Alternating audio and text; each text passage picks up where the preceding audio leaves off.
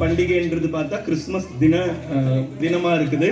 அதுவும் இந்த வருடத்தின் கடைசி நாள்ல ஒரு சில அந்த கடைசி வாரம்னு வச்சுக்கோங்களேன், ஒரு சில மேல் நாடுகள்லாம் பாத்தீங்கன்னா அந்த மந்த் ஃபுல்லாவே லீவ் கொடுத்துருவாங்க. பிகாஸ் இந்த கிறிஸ்துமஸ் செலிப்ரேஷன் பண்ணணும் அப்படின்னு கொடுப்பாங்க. ஸோ அப்படி ஒரு முக்கியமான நல்லா இல்லை. இங்க ரெண்டு டீம் உட்காந்துருக்காங்க, சரிங்களா? ஸோ ஒரு டீம் வந்து கிறிஸ்துமஸ் கொண்டாட்டம் நாம் மகிழ, கிறிஸ்துமஸ் கொண்டாட்டம்னா நான் மகிழணும், நான் சந்தோஷமா இருந்தா போதும், என் குடும்பம் சந்தோஷமா இருந்தா போதும்னு பேசுவதற்காக ஒரு டீம் வந்திருக்காங்க. ஸோ நம்ம மகிழ்றதுல என்னங்க இருக்கு, பிறரை மகிழ்விக்கிறது தாங்க உண்மையான கிறிஸ்துமஸ் அப்படின்னு பேசுறதுக்கு இன்னொரு டீம் வந்திருக்காங்க. ஸோ அவங்கள நான் இன்ட்ரடியூஸ் பண்றேன். ஸோ நாம் மகிழ என்ற பேசுற டீம் முதலாவதாக கெரேனாக்கா. ஸோ இவங்க கெரேனா ஸோ நாம் மகிழ என்ற டாபிக்ல பேசுறதுக்காக வந்திருக்காங்க. இவங்க எல்லாருக்கும் ஒரு கரங்களை தட்டலாமா? அடுத்தபடியாக குளோரி சகோதரி, இவங்களும் நாம் மகிழ என்ற பேசுற தலைப்புல இருக்காங்க. அடுத்தபடியாக இந்த டீம்லயே ஆண் சிங்கமாய் ஒருவர் இருக்கிறார், அவர் கோபி, அவரும் இந்த டீம்ல பேசுறதுக்காக வந்திருக்காங்க. கடைசியாக ஜெனிஃபர் சிஸ்டர், சோ அவங்களுக்கும் ஒரு கரங்களை தட்டுங்க. பிறர் மகிழ இந்த தலைப்புல பேசுவதற்காக கரோலின் சகோதரி, இவங்களுக்கு ஒரு கரங்களை தட்டலாமா? ஜோஸ்பின் சகோதரி, புதிதாக வந்திருக்கிற அனிதா சகோதரி அவர்கள், கடைசியாக லிடியாம்மா. ஸோ பொதுவாகவே கிறிஸ்துமஸ் தினம்னா எப்படி செலிப்ரேட் பண்ணுவோம், ஒவ்வொருத்தவங்களுக்கும் ஒரு எண்ணம் இருக்கும், ஒரு ஆசை இருக்கும், ஒரு கனவு இருக்கும். ஸோ இவங்க பேசுகிற தலைப்புகள் வந்து நல்லா யோசிச்சு பாருங்க. இதன் மூலமாக கர்த்தராக இயேசு உங்களுடைய இருதயத்தில் சில வார்த்தைகளை தொடலாம், உங்களுக்கு ஒரு மனமாற்றம் ஏற்படலாம். ஸோ இது ஒரு ஃபன்னான பட்டிமன்றம் மட்டும் நினைக்காம இதில் ஏதாவது சத்தியம் இருக்கான்னு பார்த்து அது சத்தியம் உங்களுடைய மனசுக்கு ஏற்புடையதாக இருந்தால் அதை எடுத்துக்கொள்ளுங்க, உங்கள் வாழ்க்கையில் அதை அபியாசப்படுத்தி பாருங்க. ஓகே, ஸோ இனிதே பட்டிமன்றம் துவங்கட்டும். ஸோ நாம் மகிழ பிறர் மகிழ என்ற தலைப்பில் முதலாவதாக பிறர் மகிழ என்ற தலைப்பில் பேச கரோலின் சிஸ்டரை நாங்கள் மேடைக்கு அழைக்கிறோம். கரங்களை தட்டினாதான் அமர்ந்திருப்பவங்க உறங்காம இருப்பாங்க.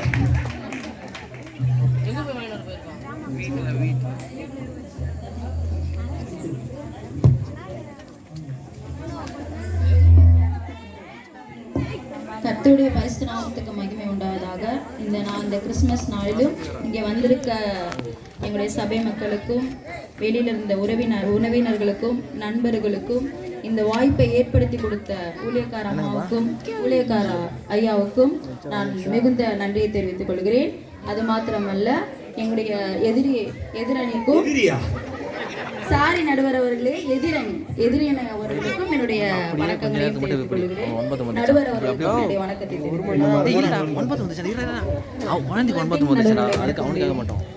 முதலாவது நான் வசனத்தை வைத்து துவங்குகிறேன். அவனவன் தனக்கானவைகளை அல்ல பிறருக்கானவைகளை நோக்குவானாக. இந்த வசனத்தின் அடிப்படையில் நம்ம பார்த்தோம்னா இன்னைக்கு கிறிஸ்துமஸ் என்னன்னா ஒரு கொண்டாட்டமாக தான் எல்லாரும் நம்ம இன்னைக்கு கொண்டாடி கொண்டு இருக்கிறோம். கிறிஸ்மஸ்னா என்ன? கொடுப்பது. அதுதான் அதோட அர்த்தம். மீனிங் என்னன்னு பார்த்தீங்கன்னா கொடுப்பது. தேவன் தம்முடைய குமாரனையே நமக்காக கொடுத்திருக்கிறார்.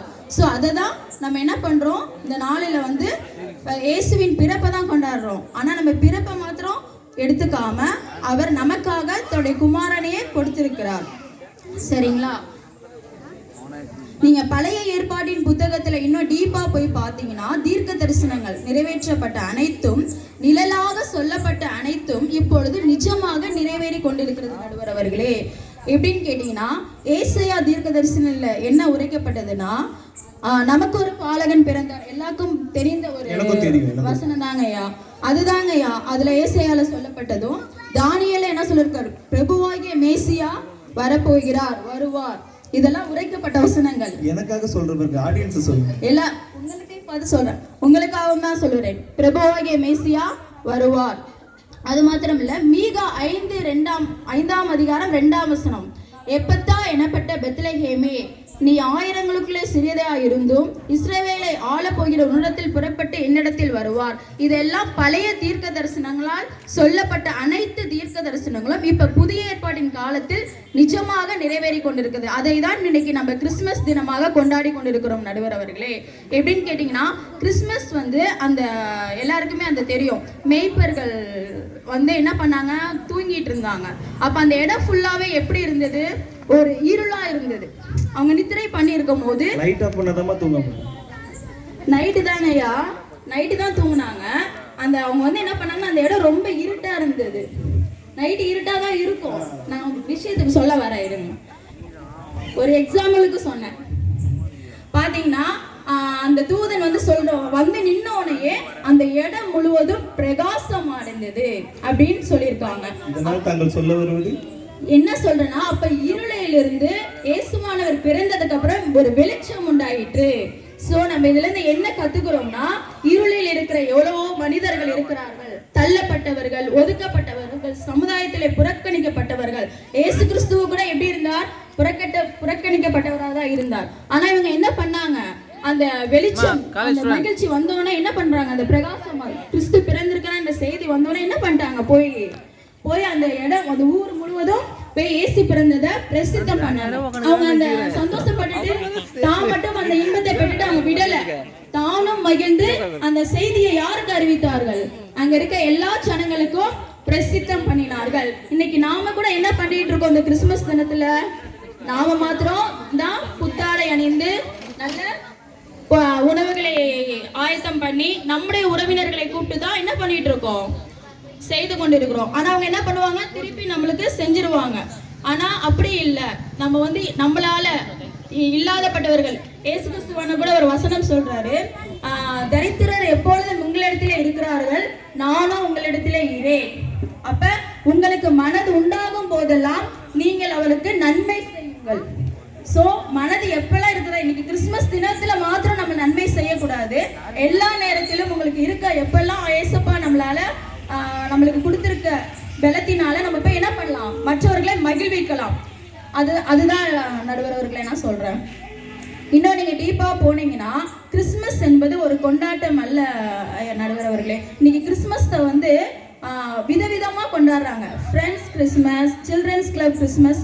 எப்படின்னா அந்த இப்ப என்னுடைய ஃப்ரெண்ட்ஸ் எல்லாம் காலத்துக்கு ஏற்ற மாதிரி மாத்திக்கிறாங்கன்னு சொல்றாங்க. ஆமாங்கய்யா, இப்ப எப்படி மாத்திக்கிறாங்கன்னா, இப்ப உள்ள ட்ரெண்ட் படி அவங்க மாத்திக்கிறாங்க. ஃப்ரெண்ட்ஸ் எல்லாம் ஆண்டவரை அறியாத மக்களை என்ன பண்றாங்க, இன்வைட் பண்ணி என்ன பண்றாங்க, தனக்கு கிடைத்த அந்த சந்தோஷத்தை தன்னுடைய நண்பர்களுக்கு ஷேர் பண்றாங்க, கொடுக்கறாங்க. வெறும் வார்த்தையினால் அல்ல, அவர்களுக்கு ஒரு நல்ல பரிசு பொருட்களை கொடுத்து நல்ல ஒரு கேக்கு சொல்ல வருங்க, கேக்கும் கொடுக்கணும் நடுவர்களே.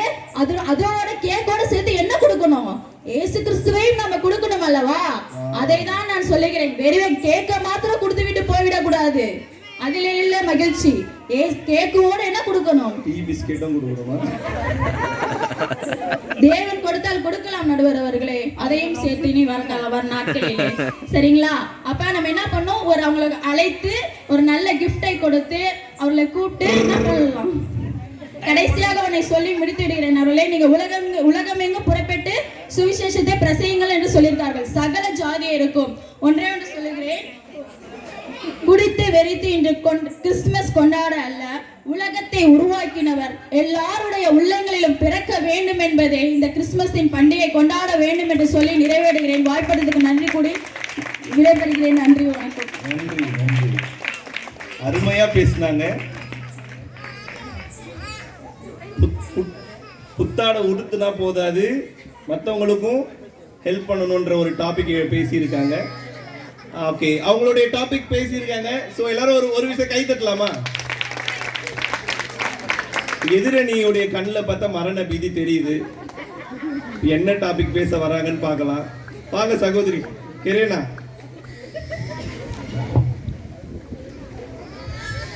சொல்லும் பொருளும் பிறர் மகிழ என்ற தலைப்புல பேச வந்திருக்காங்க. நாம் மகிழ.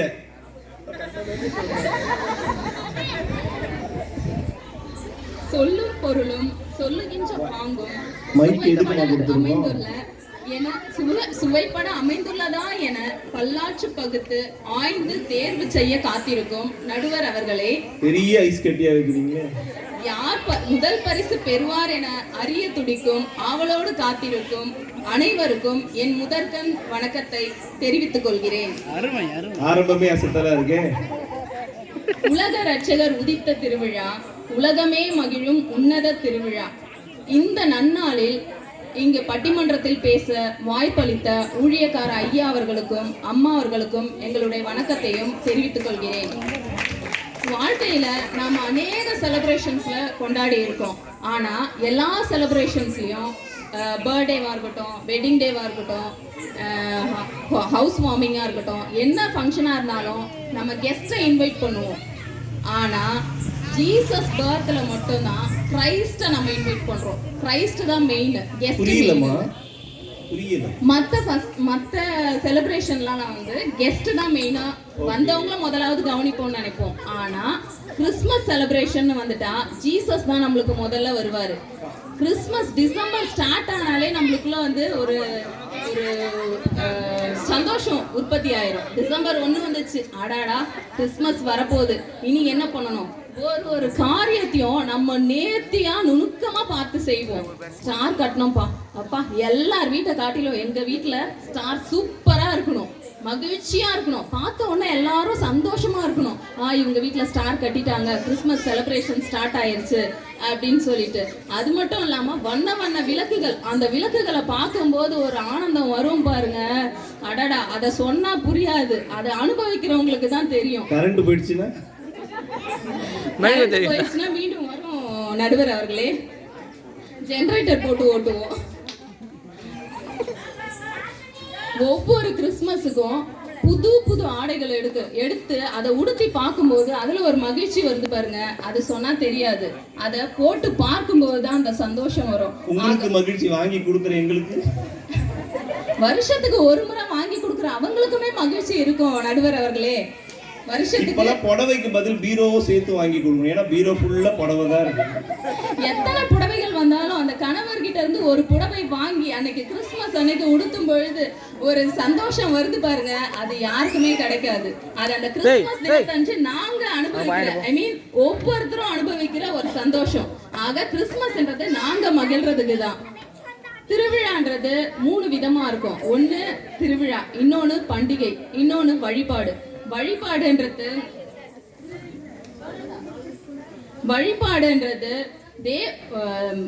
பண்டிகைன்றது தேவன் நமக்கு கொடுத்த ஆசீர்வாதத்துக்காக தேவனுக்கு நன்றி கூறுறது. எங்க குடும்பம் மாத்திரம் போய் நன்றி செலுத்தினா அது பண்டிகை. ஊரே சென்று நன்றி செலுத்தணும்னா அது திருவிழா. நாம இந்த கிறிஸ்துமஸ நம்ம குடும்பத்தோட சேர்ந்து குதூகலிக்கிறோம் பாத்தீங்களா, அதுதான் மகிழ்ச்சி. ஆக கிறிஸ்துமஸ் என்றது நாம் மகிழத்தான் என்று சொல்லி வாய்ப்பு அளித்தமைக்கு நன்றி கூறி விடைபெறுகிறேன். அருமையா பேசுறீங்க சகோதரி. நம்ம கண்ணே திறந்து விட்டு இருக்காங்க. நாம் மகிழ என்ற தலைப்புல எதிரணி ஜோஸ்பின் அக்கா வந்து என்ன உத்து பார்த்து கொண்டிருக்கிறார்கள். என்ன நடுவர் நாம் மகிழ சொல்றாங்க, நம்ம சொல்றோம் பாருங்க. இப்ப பிறர் மகிழன்ற டாபிக்ல பேச வருகிற ஜோஸ்பின் அக்காக்கு கரகோஷத்தை எழுப்புங்க.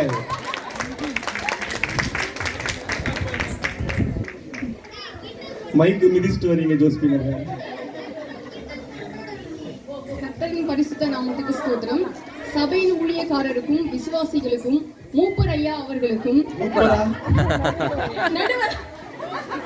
அம்மா முதல் முறையா ஒரு முடி கூட நறுக்கலமா எனக்கு மூப்பர் நடுவர் ஐயா அவர்களுக்கும் இங்கு கூடி வந்திருக்கும் அனைவருக்கும் என்னுடைய கிறிஸ்துமஸ் நல்வாழ்த்துக்களை தெரிவித்துக் கொள்கிறேன்.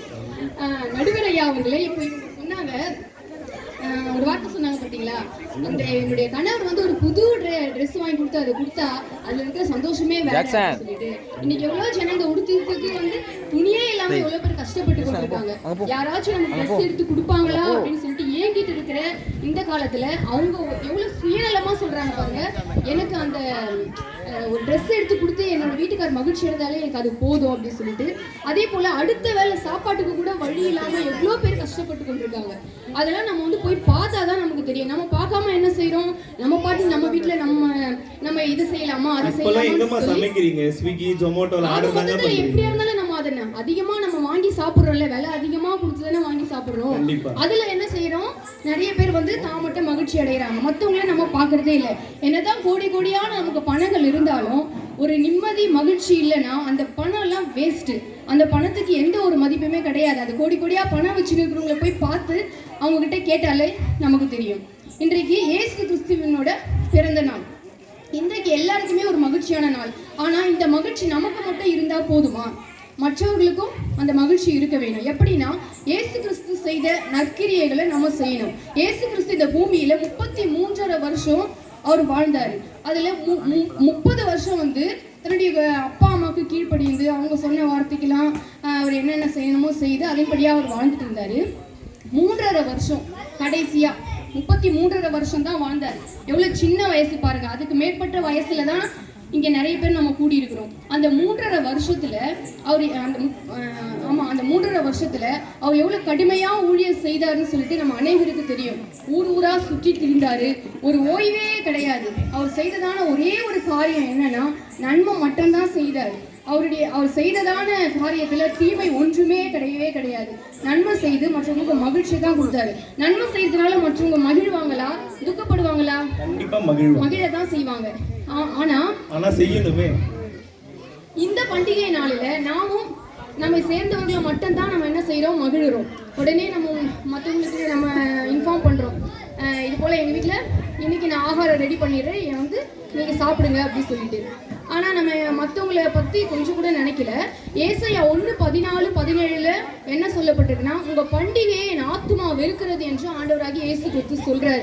ஏன் சொல்றாருன்னா, நன்மை செய்ய படியுங்கள், நியாயத்தை தேடுங்கள், ஒடுக்கப்பட்டவனை ஆதரித்து திக்கற்ற பிள்ளையின் நியாயத்தையும் விதவையின் வழக்கையும் விசாரியுங்கள். இவங்க சொன்னாங்க பார்த்தீங்களா, என்னுடைய ஹஸ்பண்ட் வந்து எனக்கு ஒரு சாரி வாங்கி கொடுத்து நான் சந்தோஷப்பட்டாலே அதுல அவர் சந்தோஷப்படுவார் சொல்லிட்டு எத்தனையோ பேருக்கு இன்னைக்கு கணவர் இல்லை. கணவர் இல்லாம எவ்வளவு பேர் இன்னைக்கு எவ்வளவு வேதனையோடு இருப்பாங்க. அதனாலதான் விதவைன்னு சொல்லிட்டு வேதத்திலேயே சொல்லப்பட்டிருக்கு. அப்போ விதவைகளை, உத்தம விதவைகள் எத்தனையோ பேர் இருக்காங்க. நம்ம என்ன செய்யணும், அவங்கள போயிட்டு விசாரிக்கணும். ஒரு ஆறுதலான அன்பான வார்த்தைகள் பேசினாலே அவங்களுக்கு அதுவே ஒரு மகிழ்ச்சியான ஒரு காரியமா காணப்படுது. அதுக்கப்புறமா லூக்கா 14:12 என்ன சொல்லியிருக்குன்னா, நீ விருந்துண்ணும் போது நீ அதாவது இரவிலையோ இல்ல பகல்லையோ ஏதாச்சும் நீ விருந்து வச்சீன்னா அந்த விருந்துக்கு வந்து உன்னுடைய சிநேகிதரையோ இல்ல அதிகமா அயல் வீட்டாரையோ அழைக்காதுன்னு சொல்லியிருக்காங்க. ஆனால் அழைக்காம நம்மளால இருக்க முடியாது, அழைத்து தான் ஆகணும். ஆனால் அதிகமாக அவங்கள முக்கியத்துவம் படுத்தாம ஊனர்களையும் ஏழைகளையும் சப்பானிகளையும் குருடர்களையும் அழைப்பாயாக. அவங்களை அழைச்சிங்கன்னா சந்தோஷப்படுவாங்க. நம்ம அழைத்திருக்கோமா? அழைத்ததே கிடையாது.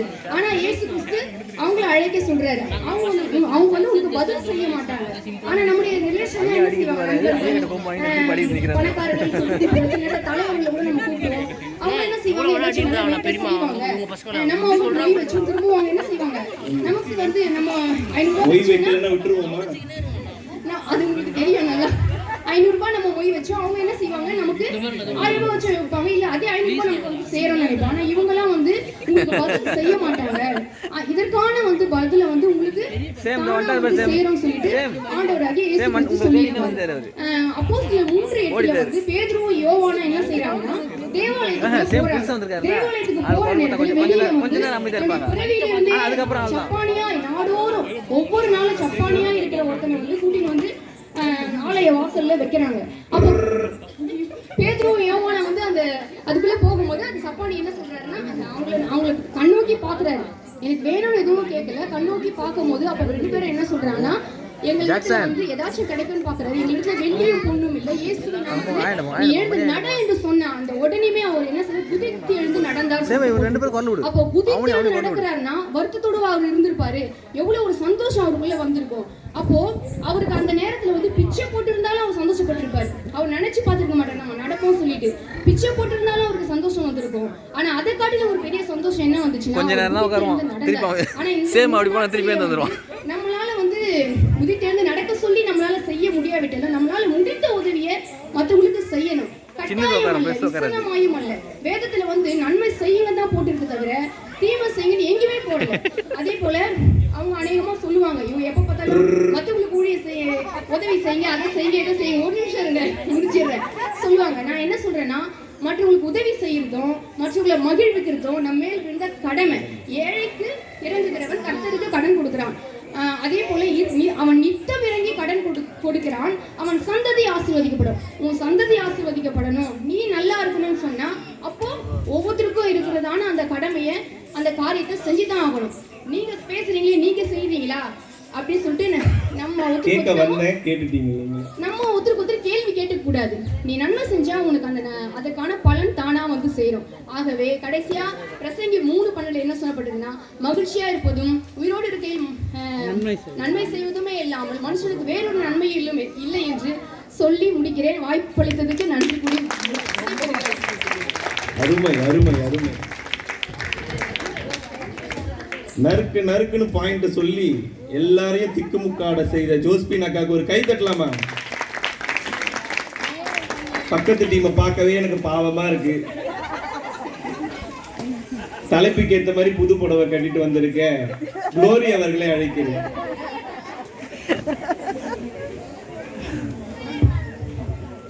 கர்த்தருடைய பரிசுத்த நாமத்துக்கு ஸ்தோத்திரம். இந்த வேலை இந்த பட்டிமன்றத்தில் பேசுகிற எனக்கு வாய்ப்பளித்த நம்ம சபை போதகர் ஐயா அவருக்கும், பாஷம் அவருக்கும், நடுவர் அவருக்கும் மற்றும் வந்திருக்க எல்லாருக்கும் எனக்கு நன்றி தெரிவித்துக் கொள்கிறேன். இவங்கெல்லாம் பேசினாங்க, மகிழ்ச்சி என்பது எல்லாருக்கும் மகிழ்ச்சி தான் நடுவர், இல்லைன்னு சொல்ல. இந்த நாளில் எல்லாம் மகிழ்ச்சியாக தான் இருக்கணும், உண்மைதான், நான் இல்லைன்னு சொல்லி. இந்த நேரத்தில் நம்ம தனித்து கொண்டாடுவது தான் நமக்கு மகிழ்ச்சி. இல்லை என்றால் நம்ம எல்லாம் சேர்ந்து கொண்டாடினால் அது கொரோனாவுக்கு மகிழ்ச்சி. ஆமா, போன கொரோனா வந்து கொண்டிருக்கிறது. கொரோனா இப்போ 8.50 லட்சம் பேருக்கு வந்துச்சு. நம்ம இதை கேள்விப்பட்டு நியூஸ்ல நம்ம பாக்குறோம். கண்டிப்பா நல்ல வேலை நம்ம இடத்துல இது வரல. அதெல்லாம் நான் கர்த்தரை அதிகமா துதிக்கிறேன். இவ்வளவு பேசுறாங்களே, நம்ம மகிழ்விக்கணும், பிறர் மகிழ்விக்கணும்னு சொல்லிட்டு இந்த கொரோனா இப்ப நம்ம இடத்துல வந்துட்டா வீட்டை விட்டு வெளியே வருவாங்க. சொல்லுங்க ஜோஸ்பினுக்கு வருவீங்களா? ஜெபிப்பாங்க தான் மற்றவங்களுக்காக, வீட்டை விட்டு வெளியே வர மாட்டாங்க. அவங்க போய் எவ்வளவு பேர் பசியில இருப்பாங்க, அவங்களுக்கு போய் தருவாங்களா? இப்ப வருவாங்க. மற்றவங்களுக்கு போயிட்டு பிறகு கேக் கொடுப்பது, பிரியாணி கொடுப்பது, இது உண்மையான மகிழ்ச்சின்னு சொல்றாங்க. அந்த டைம்ல ஒருத்தவங்க வஸ்திரம் எடுத்துக்கிட்டா அதுதான் மகிழ்ச்சின்னு சொல்றாங்க. அது வந்து நான் அதுதான் மகிழ்ச்சின்றாங்க. நான் என்ன சொல்றேன்னா, ஏசப்பா வந்து நமக்கு ரட்சிப்பு கொடுத்துருக்காங்க, அதுதான் உண்மையான மகிழ்ச்சி. கண்டிப்பா அந்த ரட்சிப்பு எனக்கு கிடைச்சிருக்கு, அதனால கிறிஸ்துமஸ்னால நான் மகிழ்ச்சியா இருக்கேன். பல குடும்பங்கள்ல மகிழ்ச்சியா இல்ல. இவங்களாம் சொல்றாங்க நாங்க மகிழ்ச்சியா இருக்கோம், மற்றவங்களை மகிழ்விக்கிறோம். குடும்பத்தையே மகிழ்விக்க தெரியாதவங்க மற்றவங்களை மகிழ்விப்பாங்க. பாசம் காட்ட மாட்டாங்க, கணவன் மனைவிட்டு அன்பா இருக்க மாட்டாங்க, ஆனா மற்றவங்களை போய் தேடி தேடி மகிழ்விப்பாங்களா? ஆமா நடுவர்களே, நான் என்ன சொல்றேன்னா, இப்ப இவங்க ஒரு கிறிஸ்துமஸ் அன்னைக்கு எல்லாரும் போய் ஒரு ட்ரெஸ் எடுத்து கொடுக்குறாங்க. அவங்க அந்த மகிழ்ச்சியா வாங்குறாங்க, வாங்கிட்டு போய் அவங்க என்ன பண்ணுவாங்க, பின்னாடி கஷ்டப்படுறாங்க. இந்த நாள்ல நம்ம ஒரு ட்ரெஸ் கூட எடுக்க முடியலன்னு அப்ப அவங்க மனசை கஷ்டப்படுத்த வைக்கிறாங்க நடுவர்களே. அந்த கஷ்டத்தை நாங்க தர மாட்டோம், அந்த கஷ்டத்தை நாங்க தர விரும்புகிறோம். ஏசப்பா எனக்கு மட்டுமா பிறந்திருக்காங்க சொல்லுங்க. இந்த உலகத்துல எல்லாருக்கும், ஏழை பணக்காரர் எல்லாருக்கும் தான் பிறந்திருக்காங்க. அதனால எல்லாரும் மகிழ்ச்சியா தானே இருக்கணும். ஆமா, நான் ஏன் போய் அவங்களை மகிழ்விக்கணும்? மகிழ்ச்சியா இருக்கணும், நான் ஏன் மகிழ்விக்கணும் சொல்லுங்க நடுவர்களே. இன்னொரு சூடு பிடிக்குது பட்டிமன்றம். கிறிஸ்துமஸ் அன்னைக்கு நம்ம என்ன செய்வோம், பிரியாணி. அந்த பிரியாணி நம்ம சூடா இறக்கி நம்ம வீட்டுல வச்சு, நானு எங்க வீட்டுக்காரரு பிள்ளைங்க எல்லாம் உட்காந்து சாப்பிடும் பாருங்க. அதை விட மகிழ்ச்சியா இருக்கு. அதை விட இன்னொரு மகிழ்ச்சி தருமா நடுவர்களே, பக்கத்து வீடு கூட கொடுக்க மாட்டோம், மீதா எடுத்து ஃப்ரிட்ஜில் வச்சுட்டோம்.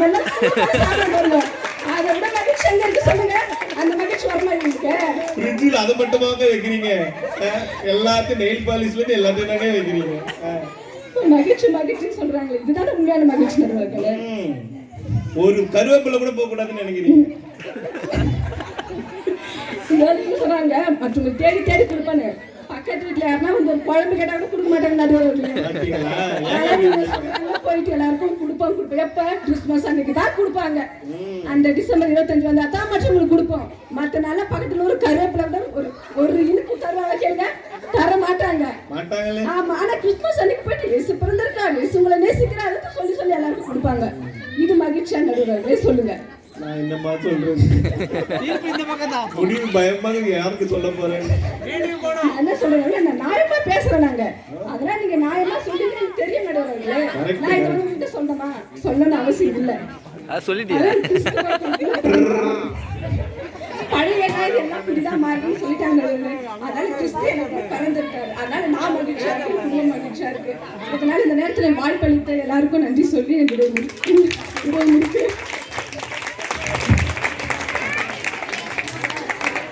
குளோரி அவர்கள் இப்படி பேசுவாங்கன்னு நினைச்சே பார்க்கல. அதுவும் அந்த ஃப்ரிட்ஜ் மேட்டர் ரொம்ப நல்லா இருந்தது. டபரா எப்படிமா உள்ள போகும் ஃப்ரிட்ஜுக்குள்ள? குண்டால போட்டு வைப்பீங்களா? கிறிஸ்து எனக்காக பிறந்ததுனால நான் மகிழ்ச்சியா இருக்கேன். இதுல நான் ஏன் மத்தவங்களை மகிழ்விக்கணும்? ஏன்னா அவர் எல்லாருக்காக தானே பிறந்திருக்காரு. இப்படின்னு ஒரு டாபிக் வச்சிருக்கீங்க. எதிரணி டீம் வெளத்து வர போறாங்க. வாங்க சகோதரி அனிதா அவர்களே, கை தட்டலாமே. இங்கே வந்திருக்கிற அனைவருக்கும் என்னுடைய கிறிஸ்துமஸ் நல்வாழ்த்துக்களை தெரிவித்துக் கொள்கிறேன். பாஸ்டர் ஐயா அவர்களுக்கும் பாஸ்டர் அம்மா அவர்களுக்கும் அவர்களுக்கும் இங்கே வந்திருக்கிற அனைவருக்கும் என்னுடைய முதற்கண் வணக்கத்தை தெரிவித்துக் கொள்கிறேன். இல்லாதவர்களுக்கு இருப்பவர்கள் உங்களுக்கு இயன்றதை கொடுத்து மகிழ்வீங்கள். அதுதான் கிறிஸ்துமஸ். நம்ம வந்து புடவை நல்லா கட்டணும், பிரியாணி சாப்பிடணும் இப்படிதான் நினைக்கிறாங்க. அது வந்து கிறிஸ்துமஸ் கிடையாது. கிறிஸ்துமஸ் அன்னைக்கு செய்யணும்னும் கிடையாது. நம்ம செய்யறத என்னைக்கு ஒன்னாலும் செய்யலாம். ஆனா அதுல இருக்கிற சந்தோஷம் வேற எதுலுமே இல்லை. நம்ம ஒருத்தவங்களுக்கு ஒரு சின்ன சாக்லேட், ஒரு சின்ன குழந்தைங்களுக்கு சாக்லேட் வாங்கி கொடுத்தா கூட அதுல சந்தோஷம் இருக்கு. இல்லாதவங்களுக்கு நம்ம எதாவது ஒன்று கொடுக்கும் போது அதுல இருக்கிற சந்தோஷம் நிறைவும் வேற எதுவுமே கிடையாது. கிறிஸ்மஸ் தாத்தா கூட கிஃப்ட் கொடுக்கும் போது ஏசுப்பா தராருன்னு தான் சொல்லுவாரு. அப்படி நேரடியா ஏசுப்பா வந்து நேரடியா தர மாட்டாரு, யார் மூலியமா தான் இந்த மாதிரி கொடுத்து ஹெல்ப் பண்ணுவாரு. யார் பிறர் கொடுக்கணும்னு நினைக்கிறாங்களோ அவங்கள வீட்டை தேடி ஏசுப்பா வந்து வருவார். ஆண்டவர் வந்து வந்தாலே நமக்கு ஒரு மகிழ்ச்சி தானே. மத்தேயு 18ஆம் அதிகாரத்துல 20ஆம் வசனம், 2 பேராவது 3 பேராவது என் நாமத்தினாலே எங்கே கூடி இருக்கிறார்களோ அங்கே அவர்கள் நடுவிலே இருக்கிறேன் என்றார். கிறிஸ்துமஸ் அன்னைக்கு நாம சந்தோஷமா இருப்போம், நம்ம குடும்பத்துல இருக்கிறவங்க சந்தோஷமா இருப்பாங்க. பக்கத்து வீட்டுல இருக்கிறவங்க சந்தோஷத்துக்கு வழி இல்லாம கையை பிசைஞ்சுக்கிட்டு ரொம்ப கஷ்டத்துல இருப்பாங்க. அவங்க வீட்லயும் சந்தோஷம் வரணும்னு நினைக்கணும். அதுதான் உண்மையான மகிழ்ச்சி. நம்ம பிரியாணி சாப்பிட்டா நல்லா இருப்போம் அப்படின்னு நினைக்கிறது மட்டும் மகிழ்ச்சி இல்லை. அது நல்லதுதான், நம்ம சாப்பிட்டா நல்லதுன்னு நம்ம குடும்பம் சந்தோஷமா இருக்குன்றது ரொம்ப நல்ல விஷயம்தான். அதே மாதிரி நம்ம பக்கத்து வீட்டில் இருக்கிறவங்களும் கஷ்டப்படுறாங்களேன்னு சொல்லிட்டு அவங்க சந்தோஷமா இருக்கணும்னு நினைக்கிறோம். அதுதான் மிகப்பெரிய சந்தோஷம். இயேசு வந்து அநேக ஜனங்களை கண்டு மனதுருகி அவர்களுக்கு உபதேசிக்க தொடங்கினார். அப்போ மார்க் அதிகாரம் 6ஆம் அதிகாரம் 37வது வசனத்துல அவர் அவர்களை நோக்கி நீங்களே அவர்களுக்கு போஜனம் கொடுங்கள் என்றார். அதாவது 5 அப்பமும் 2 மீனையும் எடுத்து ஆசீர்வதித்து அதை 5000 பேருக்கு கொடுத்து ஆசீர்வதித்து அவங்க அனைவரும் திருப்தி அடைந்தாங்க. 12 கூடை நிறைய மீதியானது. அவரை தேடி வந்தவருக்கு உணவு கொடுத்தார். ஆண்டவர் வந்து அவருடைய வாழ்க்கை நமக்காக எல்லாருக்கும் பாவிகளுக்கு மன்னிப்பு கொடுத்தாரு. துன்பத்துல இருக்கிறவங்களுக்கு அவரை தேடி உணவு கொடுத்தாரு. ஆண்டவரே மகிழ்ந்தாரு. நம்ம தேடி வந்த ஜனங்களை வந்து நம்ம வெறுமே அனுப்பக்கூடாதுன்னு நினைச்சு ஆண்டவரே மகிழ்ந்தாரு. அதனாலதான் ஆண்டவர் எப்பவுமே அவங்களை தேடி அவர் உபதேசிக்க தொடங்கும் போது இந்த ஜனங்களை பத்தி யோசிச்சு அவங்களுக்காக உணவு கொடுப்பாரு. எப்பவுமே ஆண்டவர் வந்து நம்மள வெறுமையா அனுப்புற தேவன் கிடையாது. லேவியராகமம் 23ஆம் அதிகாரத்துல 7 பண்டிகையை பத்தி சொல்லியிருக்காங்க. ஆண்டவரே சொல்லியிருக்காரு, இந்த தேசத்துல எல்லாமே நீங்க அறுக்கையில வயல்ல இருக்கிறத முற்றிலும் அறுக்காமலும் சிதறி கிடக்கிற அந்த கதிர்களை கீழே சிந்தி கிடக்கிற கதிர்களை பொறுக்காமலும் அப்படியே விட்டு விடுங்கள் அப்படின்னு ஆண்டவரே சொல்றாரு. அதுதான் பண்டிகை. நான் மகிழ்வது வேற, அடுத்தவங்க மகிழ்வது வேறன்னு நினைக்கிறாங்க. எதுக்கு அப்படி அல்ல, உங்களால அடுத்தவங்க மகிழ்ந்தா அது ஒரு மகிழ்ச்சி கிடைக்கும். மகிழ்ச்சி கிடைக்கும் பாருங்க, அதுதான் மகிழ்ச்சியிலேயே பெரிய மகிழ்ச்சி. எனக்கு ரொம்ப பிடிச்ச சாப்பாடை நானே சமைச்சு சாப்பிடும்போது நம்ம வயிறு நிறையும். அதுவே அதுல பாதிய அடுத்தவங்களுக்கு கொடுத்து மகிழும் போது நம்ம மனசும் நிறையும் பாருங்க. அந்த சந்தோஷத்துக்கு ஈடு இணையே கிடையாது.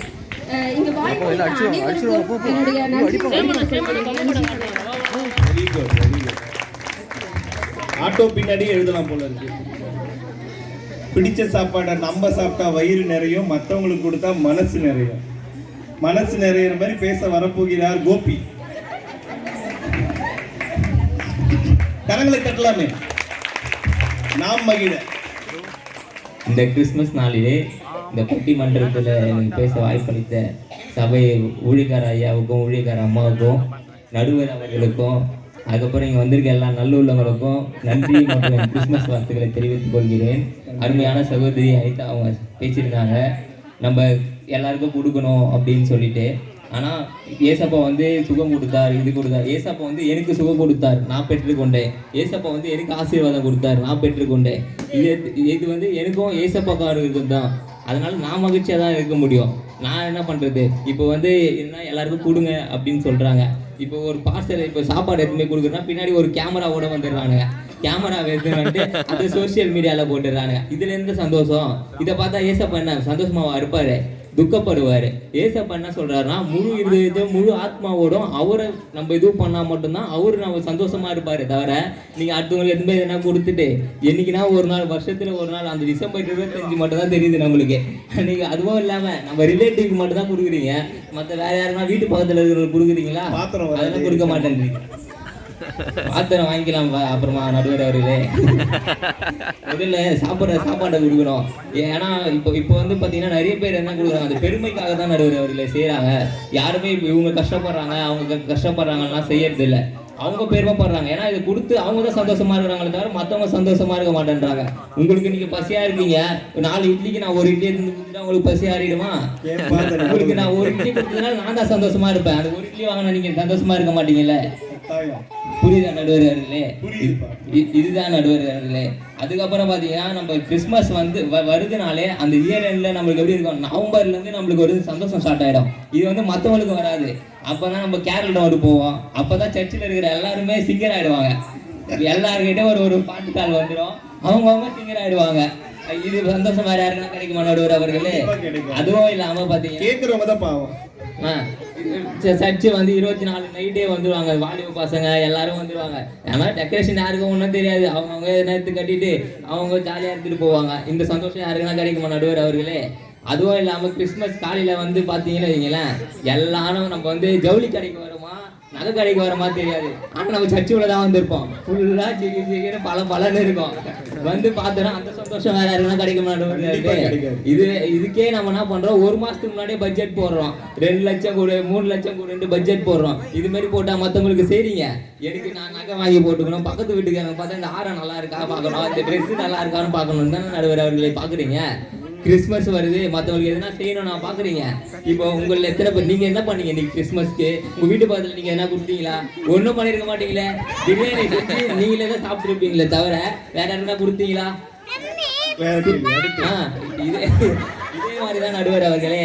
ஏசப்பா வந்து பிறந்தது வந்து நமக்காக பிறந்தாரு. அவர் வந்து நம்ம உள்ளத்துல வந்தா மட்டும்தான் நம்ம சந்தோஷமா இருக்க முடியும். அதனால நம்ம வந்து மற்றவங்களுக்கு கொடுக்கறதுனால அவங்க வந்து சந்தோஷமா அடைவோம். யாரையும் நம்ம வந்து அதிகமாக சந்தோஷப்படுத்த முடியாது. இப்போ இவங்க இருக்காங்க, அவங்களுக்கு வந்து நீங்க சந்தோஷப்படுத்திட முடியுமா? அது வாய்ப்பே இல்லை. ஏன்னா ஏசப்பா வந்து நம்மளுக்காக பிறந்திருக்கிறார். இந்த கிறிஸ்மஸ் நாளில் வந்து நம்மள மகிழ்ச்சியா வைத்திருக்கிறார்.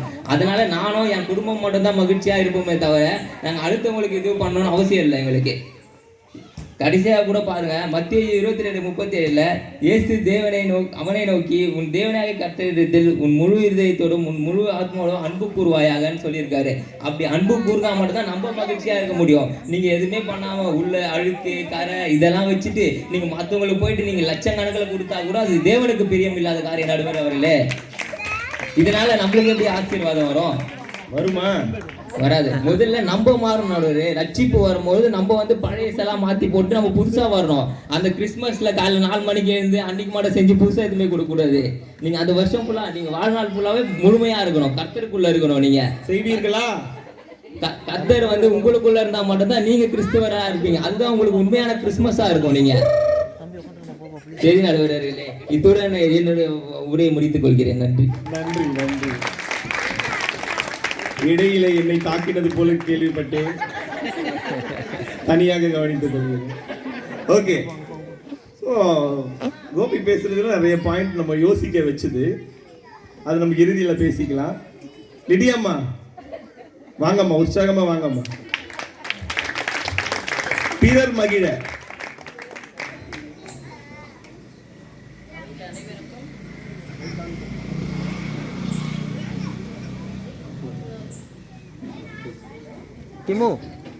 இந்த வாய்ப்பினை கொடுத்த தேவாதி தேவனுக்கும் ஐயா அவர்களுக்கும் அம்மா அவர்களுக்கும் வந்து பார்க்க வந்திருக்க எல்லா மக்களுக்கும் சபையோருக்கும் எதிரணிக்கும் நடுவர் அவர்களுக்கும் என் முதற்கண் வணக்கத்தையும் நன்றியையும் கிறிஸ்மஸ் நல்வாழ்த்துக்களையும் கொடுக்குறேன். இப்போ இங்கே 3 பேரும் என்ன பேசுகிறாங்கன்னா, நாம மட்டும் மகிழதான் அப்படின்னா, கிறிஸ்தவங்களாகப்பட்ட நாம மட்டும் மகிழக்கூடாது. ஏன்னா அந்த சட்ட திட்டத்துக்குள்ள நம்ம உட்பட்டு இருக்கோம். அதை முதல்ல நம்ம மனசுல வச்சுக்கணும். ஏன்னா கிறிஸ்தவங்கன்னு சொன்னாலுமே ஆண்டவருக்குள்ள நம்ம என்ன செஞ்சிருக்கோம், அவரோட சேர்ந்து இணைஞ்சிருக்கோம். அப்ப அவர் செஞ்ச காரியங்களை நம்ம செய்யத்தான் இந்த உலகத்துல நம்ம இருக்கோம். அப்ப வரும்போதே என்ன சொல்லிட்டாரு, எல்லா ஜனத்துக்கும் மிகுந்த சந்தோஷம் தான் ஆண்டவர் சொல்றாரு. எல்லா ஜனத்துக்கும் சந்தோஷத்தை கொடுக்கக்கூடிய நாம என்ன செய்யணும்னா, நம்ம அனுபவிச்சதை நம்ம இந்த வையகத்துக்கும் கொடுக்கதான் நம்மளுக்கு என்ன கொடுத்துருக்காரு, அந்த ஒரு பக்குவத்தை நம்ம கொடுத்துருக்காரு. நம்ம உள்ளே போயிருக்கோம், ஆண்டவருக்குள்ளே நம்ம போயிருக்கோம். அப்போ நம்ம எப்படி இருக்கணும் அப்படின்னா, அவர் சொன்ன அடிச்சுவடுகளை அவர் வாழ்ந்து காட்டினதை நம்ம உலகத்தில் வாழத்தான் உலகத்தில் இருக்கோம். அதை விட்டுட்டு நாம மட்டும் மகிழ்ந்தா மட்டும் பத்தாது. கர்த்தர் வந்து என்ன செஞ்சார்னா, இயேசு கிறிஸ்து வந்து தன்னைத்தான ஏழையா இருந்து அவர் தரித்திரனானதுனால நம்மளெல்லாம் என்ன செஞ்சிருக்காரு, ஐஸ்வர்யவான்களை ஆக்கி வச்சிருக்காரு எல்லா விதத்துலையும். இப்போ நாங்கள் கர்த்தருக்குள்ளே நம்ம போனோம், எல்லாருமே என்ன செஞ்சுருக்கோம், அவருக்குள்ளே இருக்கும்போது எந்த தரித்திரமும் கிடையாது. நம்ம மட்டும் மகிழ்றதுக்கு கிடையாது. நமக்கு இருக்கிறதுல நாங்கள் குறைச்சிட்டு கூட மித்தவங்களுக்கு கொடுத்து அவங்கள சந்தோஷப்படுத்தி அந்த சந்தோஷத்தில் நம்ம சந்தோஷம் காணும். அதுதான் மெயின் பாயிண்ட். அப்போ அந்த சந்தோஷத்தை நம்ம செய்யும் போது தான் கர்த்தரும் மகிழ்வார், பக்கத்தில் நம்மகிட்ட அனுபவிச்சவங்களும் மகிழ முடியும், நம்மளும் மகிழ முடியும். இப்போ 3 பேரோட சந்தோஷம் பெருசா, நம்ம குடும்பமும் நம்ம மட்டும் பெருசா யோசித்து பார்க்கணும் இல்லையா? அதனால எல்லா இடத்துலையுமே நம்ம எல்லாம் உன்னிடத்தில் நீ அன்பு கூறுவது போல பிறனிடத்திலும் அன்பு கூறுவாயாகன்னு தான் சொல்லியிருக்காரு. அப்போ பக்கத்தில் இருக்கவங்களும் செய்யலாம், நமக்கு வந்து என்ன செய்யலாம், வறுமையில் இருக்கவங்களுக்கு பார்த்து செய்யலாம், 2வது ஊனமுற்றவங்களுக்கு செய்யலாம், எப்படி செய்யணுமோ செய்யலாம். அதில் அவங்களுக்கு இப்படி தான் கொடுக்கணும் அப்படின்றது கிடையாது. கிறிஸ்மஸ் நாள் மட்டும்தான் கொடுக்கணும்னு கிடையாது, எல்லா நாளும் கொடுக்கணும். நம்மகிட்ட இருக்கும் போதெல்லாம் கொடுக்கணும். ஏன்னா கொடுக்குற மனப்பக்குவம் நமக்கு இருக்கணும். அந்த மனப்பக்குவம் இருந்தால் தான் அவங்கள்ட்ட நம்ம என்ன செய்ய முடியும், செய்ய மனசு இருக்கும், அவங்கள செய்யறதுக்கு மனசு இருக்கும். ஆக உன்னிடத்தில் அன்பு கூறுவது போல பிறனிடத்தில் அன்பு கூறுவார். இப்போ ஒரு 1000 ரூபாய்க்கு சேலை எடுக்கிற எனக்கு வசதி இருக்குன்னா நான் என்ன செய்யலாம், ஒரு 200 ரூபாய்க்கு 2 பேருக்கு எடுத்து கொடுத்துட்டு நான் ஒரு 300 ரூபாய்க்கு எடுத்துட்டு அந்த காசுலேயே கூட நான் செலிப்ரேட் பண்ணலாம், சுருக்கமாக பண்ணிக்கலாம். அதை விட்டுட்டு நாங்கள் பிரியாணியை தூக்கி இதுக்குள்ளே ஃப்ரிட்ஜுக்குள்ளே வச்சு கூட நாங்கள் சாப்பிடுவோம் அப்படின்னா இது எங்கே போய் சொல்கிறது என்ன? அதனால நமக்கு கொடுக்கப்பட்டதை நம்ம மித்தவங்களுக்கு பகிர்ந்து கொடுக்குற ஒரு மனப்பக்குவம் நமக்கு எப்பயுமே இருக்கணும். அதுக்கு தான் நம்ம கிறிஸ்தவங்களாக இருக்கோம், கிறிஸ்துவ உடையவங்களாக நம்ம இருக்கணும். கிறிஸ்தவங்களை பேருக்கு வாழக்கூடாது. கிறிஸ்துவ வந்துருச்சு, கிறிஸ்மஸ் வந்துருச்சு, நம்ம இப்போ செலிப்ரேட் பண்ணிக்கிடுவோம், நம்ம மட்டும் இருந்தால் போதும், அது கிடையாது. மற்றவங்களை மகிழ்விக்கிறதுல தான் நம்மளுடைய மகிழ்ச்சி இருக்கும். அப்பதான் தேவன் நமக்கு நம்ம வீட்டுக்கு வருவார். என்ன செஞ்சாரு, நீ கூப்பிட்டா என்ன செஞ்சுருவாங்களா, வீட்டுக்கு வருவாங்க. எப்படி வருவாரு, எப்படி வருவார்? நீங்கள் சுயநலமாக வாழ்ந்தால் எப்படி வருவார் அவர் உங்கள் வீட்டுக்கு? வர மாட்டார். பிறருக்கு உதவணும். லாசரு என்ன செய்கிறாரு, வழியே ஒரு ஐஸ்வர்யானம் இருக்கார், அது பக்கத்தில் வெளியே வந்து லாசர் உட்கார்ந்துருக்காரு. அவர் உடம்பெல்லாம் பருவாக இருக்குது. ஆனால் அந்த ஐஸ்வர்யான் ஒரு நாள் கூட அவருக்கு என்ன செய்யலை, ஏதோ ஒன்று கூட கொடுத்து அவரை மகிழ்விக்கலை. அவர் கீழே விழுந்த துணிக்கைகளால் என்ன செஞ்சாராம், வைத்தளப்பி வாழ்ந்திருக்கார். ஆனா ஆண்டவர் வந்து என்ன செய்யறாரு, முதல்ல என்ன செஞ்சுறாரு, லாசரு மரிச்சிடாரு, இறந்துட்டார். ஆனா ஐஸ்வர்யவான் வந்து என்ன செய்யறாரு, லேட்டா இறந்து போறாரு. அப்ப இவருக்கு என்ன செய்யுது, தண்ணி தான் எடுக்குது. எங்க இருக்காரு, நரகத்துல இருக்காரு, அக்னியில கிடக்குறாரு. அப்ப ஏற்று பார்க்கும்போது லாசர் எங்க இருக்காரு, ஆண்டவருடைய ஆபிரகாமோட மடியில இருக்கிறார். அப்ப நம்ம சும்மா பைபிளை தூக்கிட்டு ஓடியாரக்கூடாது. பைபிளை தூக்கியாச்சுன்னா அதில் உள்ள வசனங்களை உட்கிரகிக்கணும், அதன்படி நடக்க கற்றுக்கணும். அப்போ நடக்கும்போது தான், வாழ்க்கையில் நம்ம அபியாசப்படுத்தும் போது மாத்திரம்தான் கிறிஸ்துவை நம்ம வெளிப்படுத்த முடியும். கிறிஸ்துவை வெளிப்படுத்தினாதான் சந்தோஷம். அந்த சந்தோஷத்தை விட்டுட்டு நான் பண்டிகை கிறிஸ்தவங்களாக இருந்தேன் என்ன அர்த்தம், அது இல்லையா? அதில் நிறைய விஷயங்கள் இருக்கு. ஏழைக்கு இறங்குகிறவன் கர்த்தருக்கு கடன் கொடுக்கிறான். அவன் கொடுத்ததே அவர் திரும்ப கொடுக்குறார். ஏன் சொன்னா, இவன் இருக்கிறதுலையே கொடுத்துருக்கான் கொஞ்சத்தை. அதனால நம்மளும் என்ன செய்வோம், இவனை ஆசீர்வதிப்பார். அந்த ஆசீர்வாதம் நமக்கு எங்கேருந்து வரணும், பரத்துல இருந்து வரணும். அப்போ கீழே தான் என்ன செய்யறான், தென்னை மரத்துக்கு கீழே தான் தண்ணியை ஊற்றுறோம். அது நமக்கு பரணை எங்கே கொடுக்குது, காய் காய்ச்சி வளர்த்தி ஆகி அது வளர்ந்து தான் கொடுக்குது. அப்போ உடனே நாங்கள் ஒன்றும் எதிர்பார்க்க மாட்டோம். கொஞ்சம் சிறுக விதைக்கிறவன் என்ன செய்வான், சிறுகா இருப்பான். பெருக விதைக்கிறவன் பெருகா இருப்பான். இது மாதிரி நிறைய காரியங்களை வந்து பைபிளில் நமக்கு சொல்லியிருக்கிறதுனால அதன்படி நடக்க தான் நம்ம கற்றுக்கணுமே ஒழிய சுயநலமாக வாழக்கூடாது. பிறரை மகிழ்விக்கிற ஒரு வாழ்க்கையை நம்ம வாழ்ந்தா தான் ஆண்டவர் நம்மளை நேசிப்பார், நம்மளும் மித்தவங்களும் நேசிக்க முடியும். அதனால மித்தவங்களை மகிழ்விக்கிறது தான் உண்மை. அதில் தான் சிறப்பு காண முடியும், அதில் தான் மகிழ்ச்சி அடைய முடியுன்றதை சொல்லி என் சிற்றுரைக்கு முற்றுப்புள்ளி வைக்கிறேன். ஆமாம், அருமை அருமை.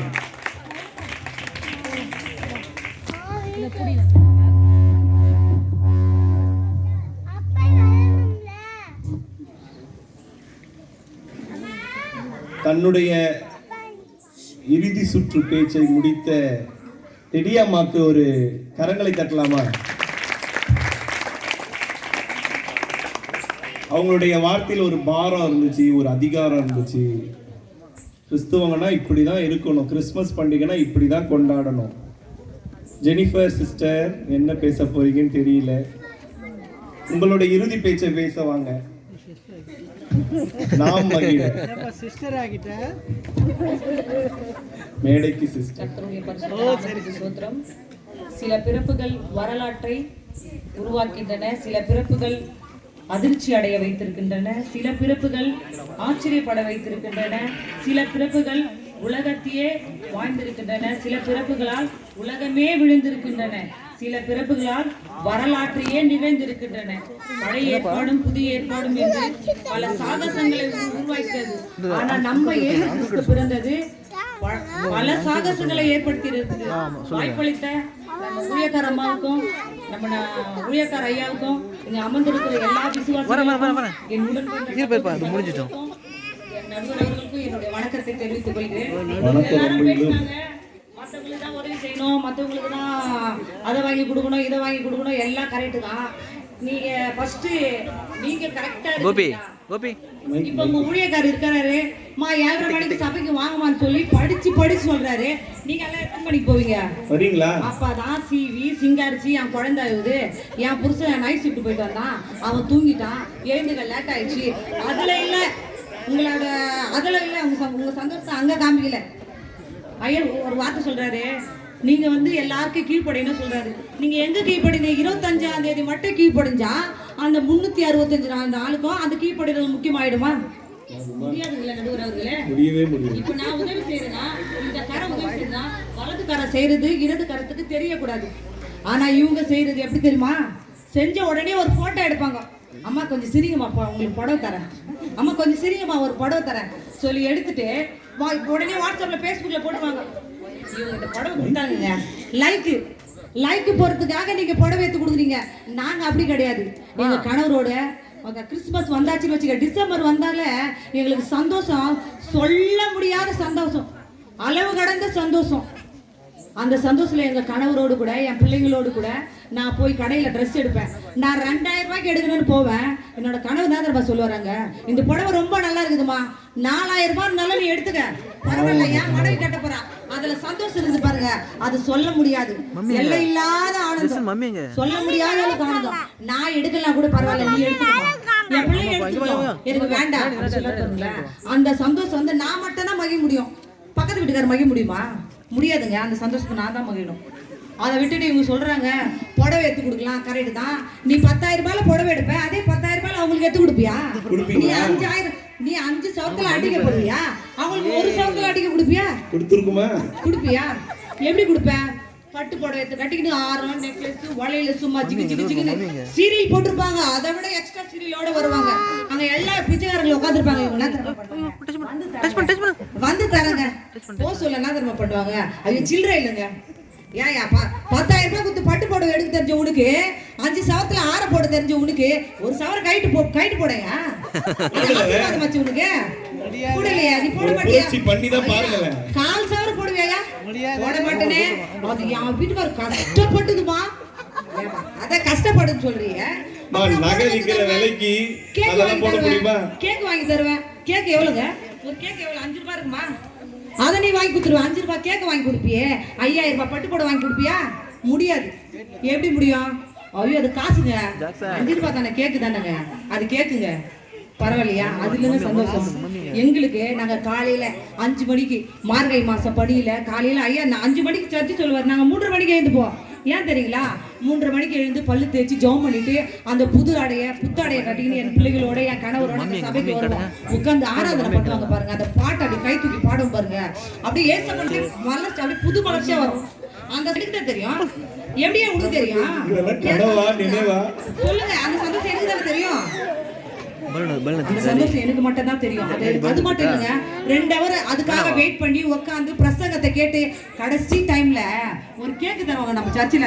நம்ம பிரியாணி செய்வோம், கேக்கு செய்வோம், எல்லாம் செய்வோம். ஆனா அந்த கேக்கு நம்ம விலை கம்மி தான். ஆனா அது ஆசீர்வாதமான கேக்கு. அந்த கேக்கை வெயிட் பண்ணி வாங்கி குடும்பத்தோட சந்தோஷத்தை பகிர்ந்துட்டு போறோம் பாருங்க. அது ரொம்ப ரொம்ப பெரிய சந்தோஷங்க. உங்களால தர முடியுமா? தர முடியும். கண்டிப்பா. நீ எவ்வளவு கொடுக்குறேன்னு தெரியாது. ஆனா கேக்கு சொல்ல முடியாத அளவுக்கு இங்க வந்து இறங்கி இருப்போம். சரிங்களா ஐயா? அந்த மகிழ்ச்சி இருந்து வருமா? ஒன்னில நடுவராக உங்களோட மனைவி பிள்ளைகளுக்கு ஃபர்ஸ்ட் ட்ரெஸ் வாங்கி கொடுப்பீங்களா? பக்கத்து வீட்டுக்காரருக்கு வாங்கி கொடுப்பீங்களா?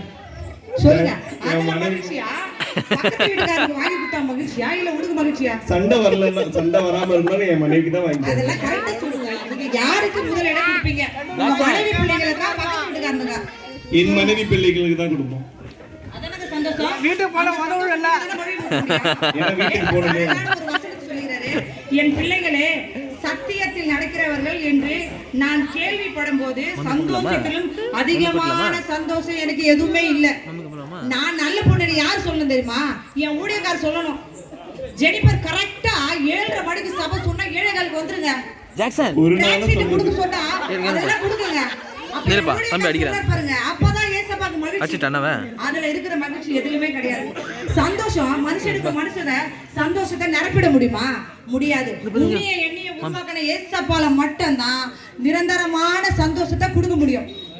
மனுஷனால கொடுக்க முடியாதுன்னு முடியாதுங்க. உங்க சந்தோஷத்தை எவ்வளவு நேரம் கொடுப்பீங்க? எவ்வளவு நேரம் கொடுப்பீங்க? சொல்ல முடியுமா? முடியாது. நம்ம இதெல்லாம் பேசுறோம். கரெக்டான எல்லாத்துலயும் கரெக்டா இருக்கிறோமா? விசுவாசத்துல ஆபிரகாம் போல இருப்போமா?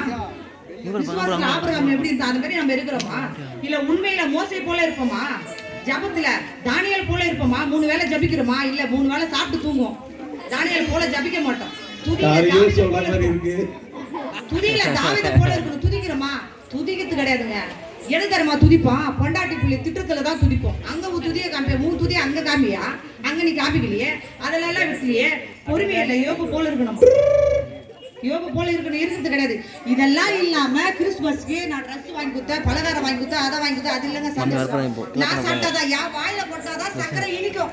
உன் வாயில போட்டா உனக்கு தான் இனிக்கும். எனக்கு எப்படி தெரியும் உனக்கு இனிக்குதுன்னு சொல்லி? எனக்கு தானே தெரியும். நான் சாப்பிடணும். நான் சாப்பிட்டாதான் அதுல தான் பெரிய மகிழ்ச்சி. வாழ்ந்தா நம்ம இயேசு கிறிஸ்து போல வாழணும். அப்படி யாராலையும் அது வாழ முடியுமா? முடியாது.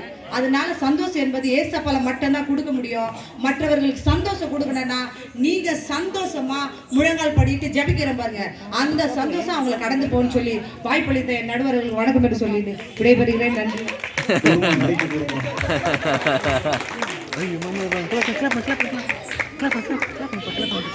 கடைசியில என் தலை தான் உருள போகுது. முதலாவது 2 அணியினருக்கு ஒரு கரகோஷத்தை எழுப்பலாமா? ஓகே. ஸோ ஃபர்ஸ்ட் டைம் நம்ம இந்த பட்டிமன்றத்தை வச்சிருக்கோம். ஸோ என்னையும் சேர்த்து எல்லாருக்குமே அந்த நர்வஸ் இருக்கு. ஸோ இதில் யாதொரு பிழை இதெல்லாம் இருந்ததுன்னா தயவு கொண்டு மன்னிக்கும்படி கேட்டுக்கொள்கிறோம். ஸோ யாருமே பெர்ஃபெக்ட் கிடையாது. ஸோ அப்கமிங் இயர்ஸ்ல நல்லபடியாக நாங்கள் பண்ண ட்ரை பண்ணுறோம். ஸோ இந்த தலைப்பு ஆரம்பத்துல கிறிஸ்துமஸ் பண்டிகை நாம் மகிழவா பிறரை மகிழ்விக்கவா என்ற அருமையான தலைப்பை தேர்ந்தெடுத்த எங்க பாஸ்டர் அம்மாக்கு முதல்ல ஒரு சல்யூட் போடலாமா? இத டிசம்பர் 1ஆம் தேதியே எங்களுக்கு கொடுத்துட்டாங்க. இப்போ வரையும் நாங்க அதற்காக பேசி ட்ரை பண்ணி பார்த்து ரொம்ப ஹார்ட் ஒர்க் பண்ணியிருக்காங்க. ஸோ நாம் மகிழ கிறிஸ்துமஸ்னா என்னங்க? நம்ம மகிழ்றதுக்கு தாங்க. அப்படிதான் இந்த 4 பேர் பேச வந்திருக்காங்க.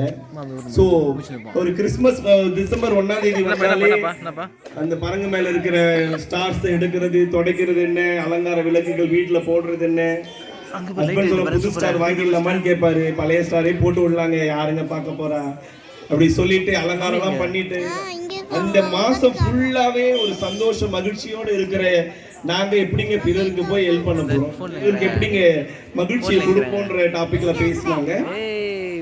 சோ அது மாத்திரமல்ல, நாம் மகிழ என்ற டாபிக்ல பேசியிருந்த இந்த அணியினரை பார்த்து ஒரு கேள்வி கேட்கிறேன். நீங்க பட்ஜெட் போடுறீங்களே, பட்ஜெட் போடுறோம். ஸோ உங்க குடும்பத்துக்காக ஒரு 30,000 ரூபாய் பட்ஜெட் போடுறீங்கன்னு வச்சுக்கோங்க. பிறரை மகிழ்விக்கிறதுக்கு நீ எவ்வளவு பட்ஜெட் போடுற? 2 அணியரையும் கேட்கிறேன். பிறரை மகிழ்விக்க நீ பட்ஜெட் போட்டிருக்குமா?